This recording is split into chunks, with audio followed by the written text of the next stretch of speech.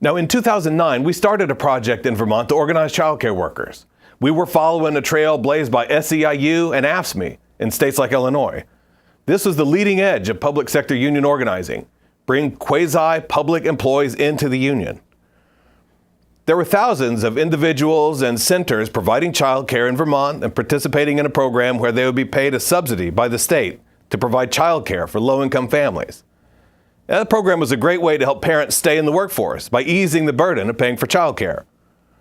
The problem for the union was that the providers were independent contractors and small business owners, not employees of anyone, really, and certainly not the state. Well, but nothing in unions is easy. Our basic strategy was to start building the organization in the field and at the same time pass legislation saying that for the narrow purposes of bargaining over the subsidy rate and a few other things, the state of Vermont would be their employer. And these providers would get an antitrust exemption so they could bargain collectively. Presto Change-o.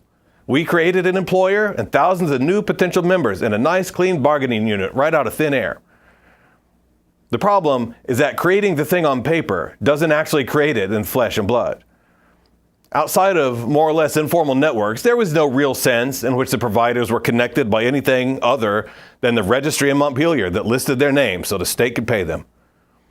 Our organizers worked hard to spin that straw into gold and create a real statewide community. And some of those valiant women in blue that I'll never forget, they dared to dream that dream, but it wasn't enough. We knew we'd never see more than probably 10 or 20% of them sign up as members. They were spread across the state, house by house. To visit all of them, even once a year, took an enormous expenditure of time and money. We would never be able to really create an organization out of that.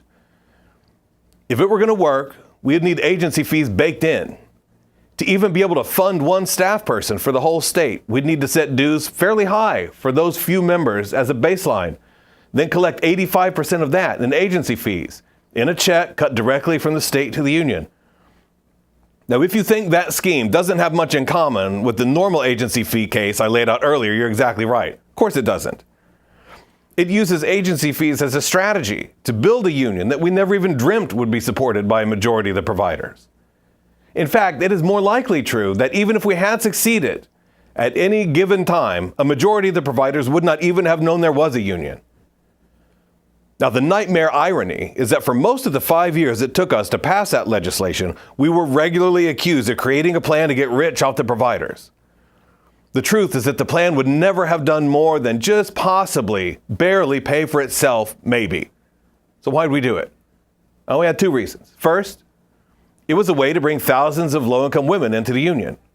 But the real value proposition to the union, though, was that because they would be covered by the contract, we could communicate with them on politics.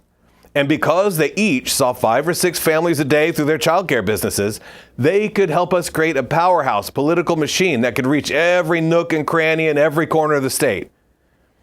Do you scoff at an army of childcare providers? You do so at your peril. It would have been beautiful. Well, the trail that SEIU and AFSCME blazed led straight into the Supreme Court. In 2013's Harris v. Quinn, the court said these agency fee-based quasi-employment arrangements were transparently bogus, and unions couldn't strip mine them for agency fees. When the decision was announced, I felt all the air go out of the entire R&D departments of several national unions. This was worse than if these new childcare unions had never existed, because now the parent unions had these contracts to administer and some few numbers of members to represent, and additional zombie unions on the roster. On the day after we lost our election among the childcare workers, I got a call from an organizer in a different union that had won a similar election. We were better off, the organizer told me, because they won, but they only had 10% membership, and they still had to deal with the whole unwieldy thing. That's what you get when you build a strategy for an organization on top of what is supposed to be just a fee to cover a few free riders. It's a shambles made out of hot air.